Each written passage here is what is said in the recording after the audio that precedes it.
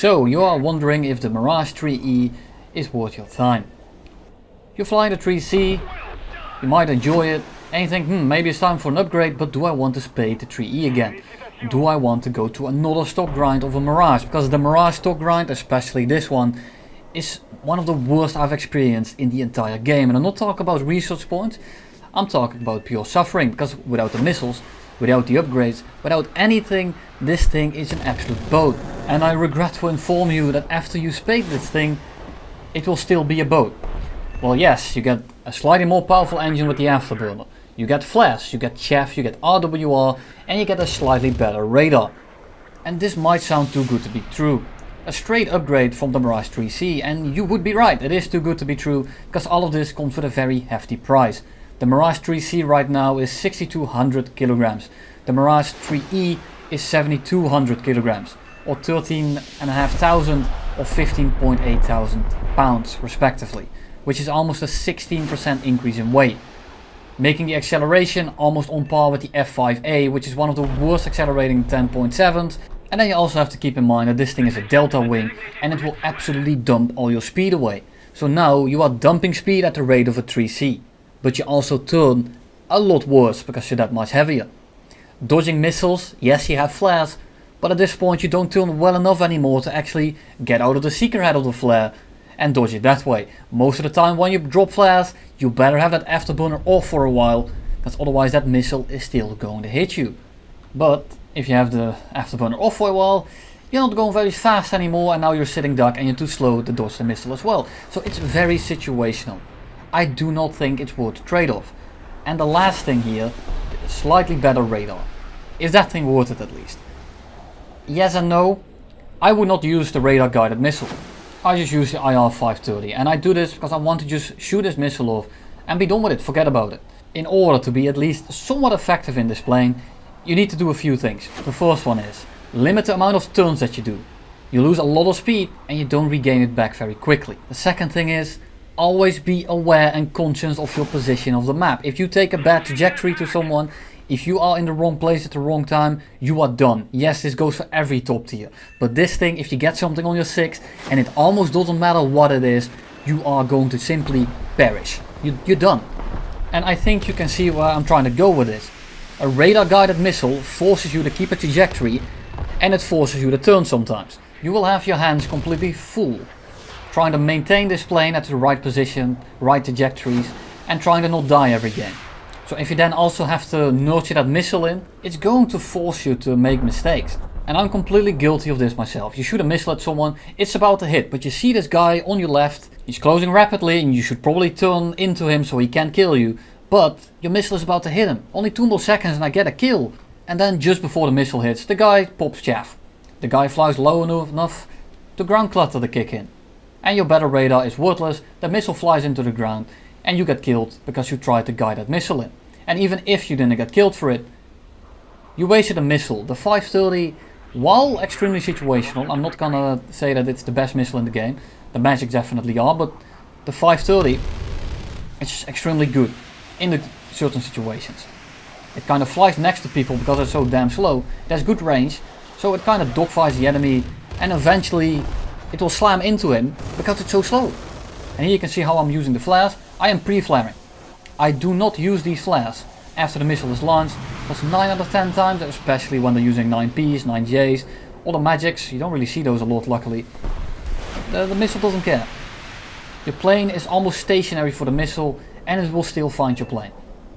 And in tandem with the radar you got RWR. Yes, RWR is extremely nice, but you have to keep one thing in mind.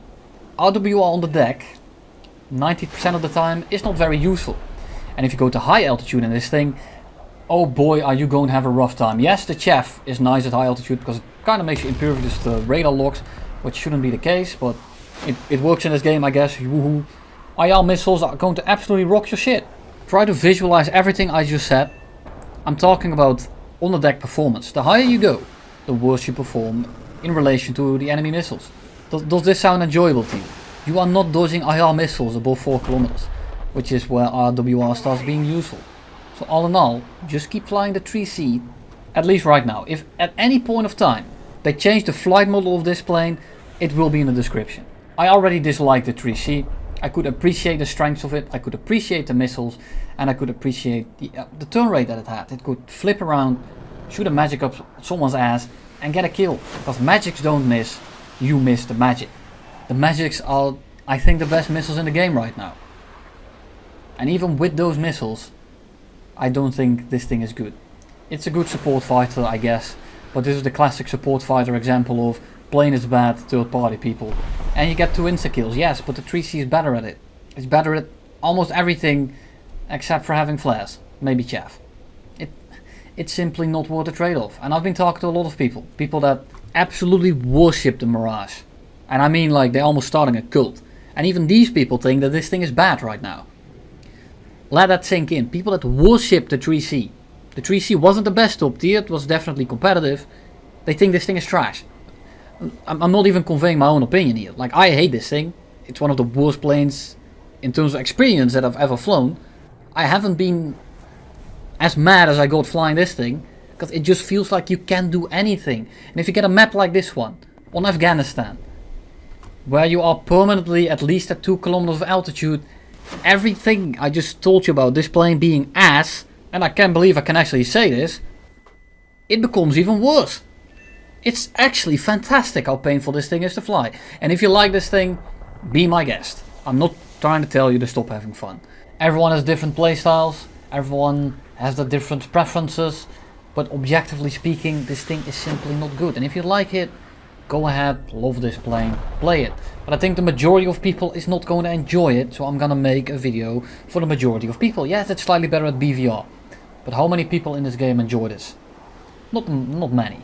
And the main reason I'm focusing on this plane and ripping it apart completely, I just want to warn the people that don't have this plane yet.